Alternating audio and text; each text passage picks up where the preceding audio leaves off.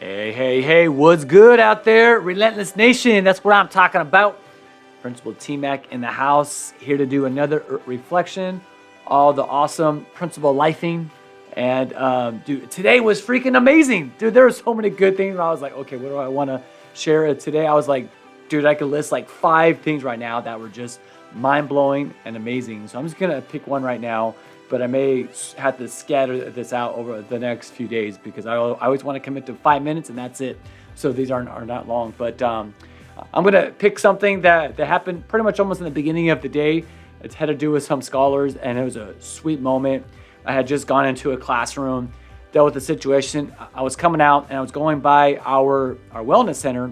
We also call it our reflection room.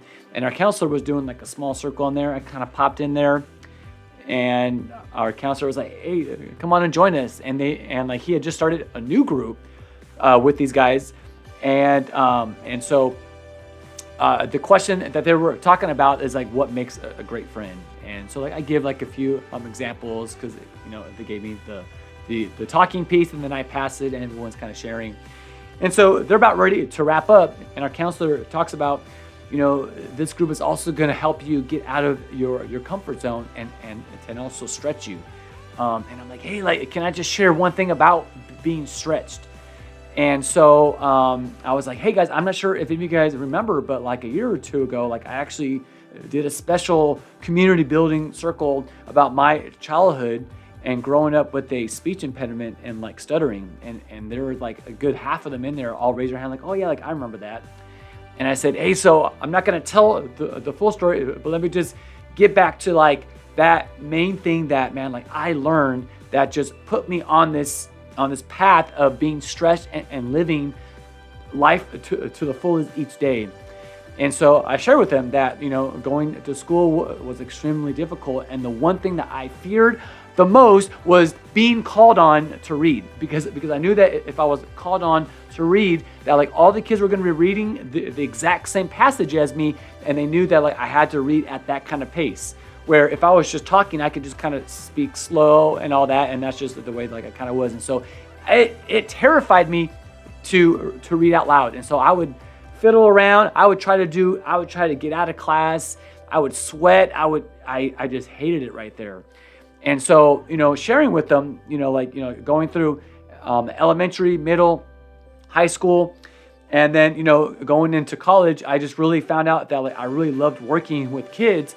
But yet I still struggled with stuttering, and then when I determined what I really wanted to do, which was my calling into teaching, it was that moment inside of my heart that I had to make that determination. Like I need to put myself in a position where I'm going to public speak every day.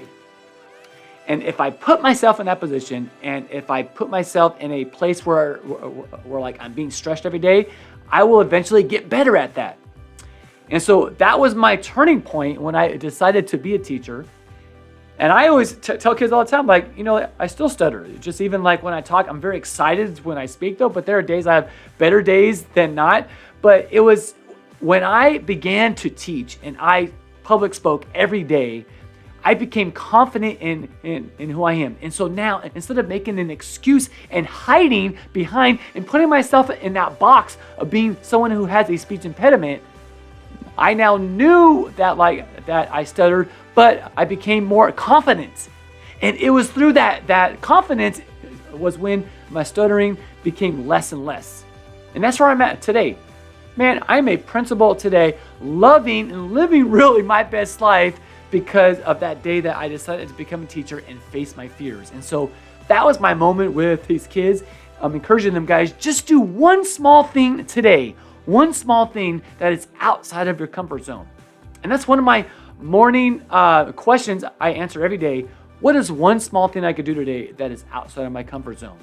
And I shared that with the kids and said, guys, just pick one small thing, and that is how you will get out of the box and become freaking amazing. So my great moment right there. I hope you guys have a sweet evening. Love being able to reflect on all the sweet things happening. Peace.